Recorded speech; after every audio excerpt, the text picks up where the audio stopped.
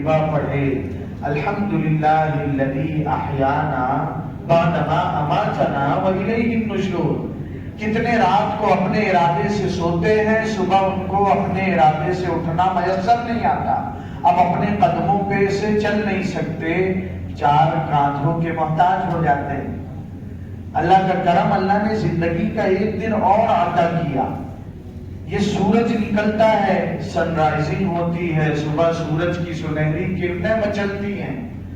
اللہ سب کو ہدایت دے۔ سورج اللہ کے حکموں کا ایسا بے دام غلام ہے کہ سروس کرنے والا ایک عام سا بندہ، کمزور سا مزدور جو روڈ اور سڑک کھودتا ہے، وہ بھی اس سے زیادہ طاقتور اور پاورفل ہے۔ وہ جب رکشہ چلانے والا بھائی بولے یا کل آپ اسٹینڈ پہ نہیں دکھے، نہیں مفتی صاحب موڈ نہیں کیا تو نہیں آیا، موڈ نہیں کیا بھائی آفس میں آپ نہیں آئے، نہیں کل میرا طبیعت نہیں ٹھیک تھی، موڈ نہیں کیا نہیں آیا۔ یہ بیچارہ سوریہ اور سن اور سورج اتنا کمزور اور ایسا پابند غلام کہ اللہ نے جب سے ڈیوٹی لگایا نا اس کی، یہ کام کرنا ہے، سورہ یاسین شریف پڑھتے ہیں اور آپ والشمس تجری لمستقر لها ذلك تقدیر العزیز العلیم والقمر قدرناه منازل حتى عاد كالعرجون القدیم۔ تھوڑا سا قریب آئیے، ایسے نا بکھرا مجمع یہ طریقہ نہیں ہے۔ ہماری دینی مجلسوں کا طریقہ یہ نہیں ہے کہ ایک ہو جائے تو بن سکتے ہیں۔ خورشید مبین، بوڑھے بڑی عمر کے حضرات کو ٹیک لگا کے بیٹھے، ان کی الگ بات۔ جوانوں کو چاہیے جو ارادہ رکھتے ہیں کہ قوم اور ملت آگے بڑھے تو وہ آگے بڑھیں۔ ہمیں قدم اٹھانا پڑے گا۔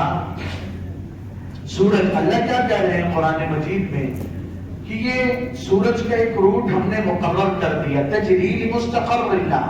اس روٹ پہ جب سے لاکھوں کروڑوں سال سے چل رہا ہے، کس نے یہ سسٹم فکس کیا؟ اللہ نے۔ تو یہ سورج نکلتا ہے، اللہ سب کو ہدایت دے، کچھ بیچارے اسی کے سامنے ہیں اور نہیں جانتے تو دوسروں کو بھی مجبور کر رہے ہیں۔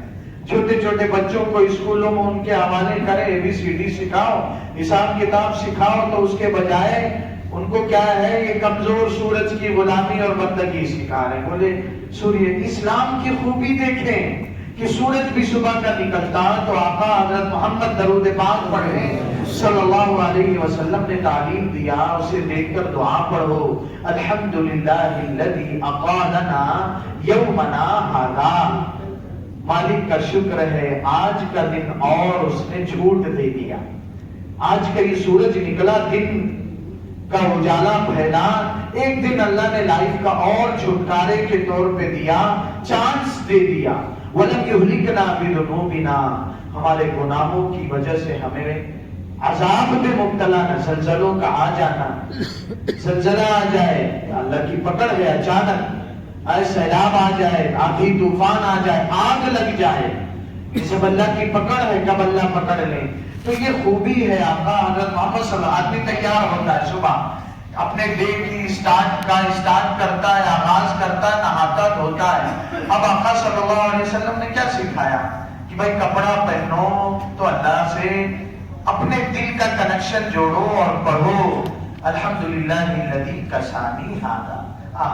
کرم ہے اس مالک کا جس نے اپنی اور وہ دوسری مخلوقات جن کو اللہ نے کپڑا نہیں دیا شرمگاہ چھپانے کے لیے، صرف دم دیا ہے، جن کو اللہ نے پر دے دیا، پر، جن کو اللہ نے بال اور کھال دیا۔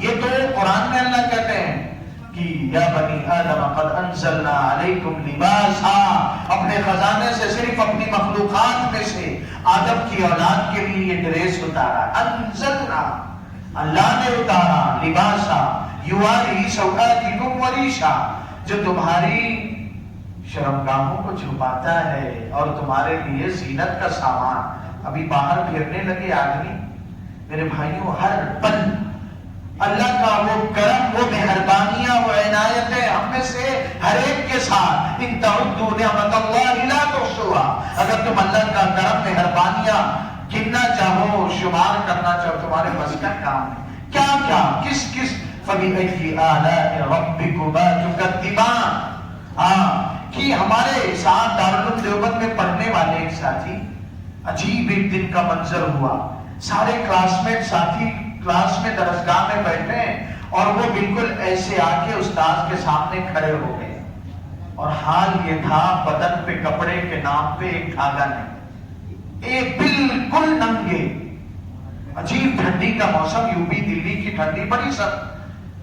اب ساتھیوں نے جو شال اوڑھے تھے، چادر، صاحب ان کو ڈھانپ دے تو وہ جلدی سے گھبرا کے بھاگے اور دارالعلوم کے گیٹ سے نکلے، دیوبند کے بازار میں، جامع مسجد شہر میں پہنچ گئے، مینا بازار تک۔ ان کے گاؤں کے کچھ لوگ سائیکل رکشے پہ بیٹھے آ رہے تھے، دیکھا رہے یہ تو اپنے گاؤں کا، اور حال کیسا، برتھ سوٹ میں، پیدائشی لباس میں۔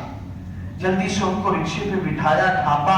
ہوا کیا تھا کہ دارالعلوم دیوبند کے غسل خانوں میں، باتھ روم میں جو ہے، نل تھوڑا ہائٹ پہ اوپر لگا ہے، ان کو کپڑا بدلنا، نہانے کی ضرورت تھی، ٹھنڈی کے موسم میں گئے، نل کھولا، سر کے اوپر جو ٹھنڈا پانی گرا ہے تو پورا نیٹ ورک جام ہو گیا ان کا۔ اب انہیں پتہ ہی نہیں میں کیا کر رہا ہوں، کہاں ہوں، کون ہوں۔ بیچارے اس کے حال میں نکلے، کلاس تک آ گئے۔ ہمارے ساتھ بھی ہو سکتا ہے۔ یہ سسٹم کون چلا رہا ہے؟ اپنا کمال اور خوبی ہے۔ ان تعدوا نعمت اللہ لا تحصوها، یہ اللہ کا کرم ہے، اللہ کی مہربانیاں ہیں۔ اور آقا حضرت محمد درود پاک محمد صلی اللہ علیہ وسلم کی یہ تعلیمات کہ اگر کپڑا بھی پہنو تو پھر شکر مالک کا، الحمدللہ الذی کسانی ھذا ورزقنیہ من غیر حول منی ولا قوہ، یہ مالک کا ایک کرم ہے، یہ ڈریس دیا، یہ میرے بس کی طاقت اپنے اختیار سے نہیں۔ ورنہ میرے بھائیوں، ہم جماعت میں چلے میں سال کے دوران مہو میں تھے، یہ ایم پی کا اندور کے قریب مہو، امبیڈکر صاحب کی جنم بھومی، تو وہاں تھے۔ ویسٹ میں ایک جماعت گزرا ہے تو ناک جو ہے سانس لینا دشوار، ایسی گندی بدبو۔ ساتھیوں نے کہا مفتی صاحب ایک وقت تھا، اس کا ہیئر اسٹائل، اس کی ڈریسنگ اور اس کی باڈی لینگویج کا کیا کہنا۔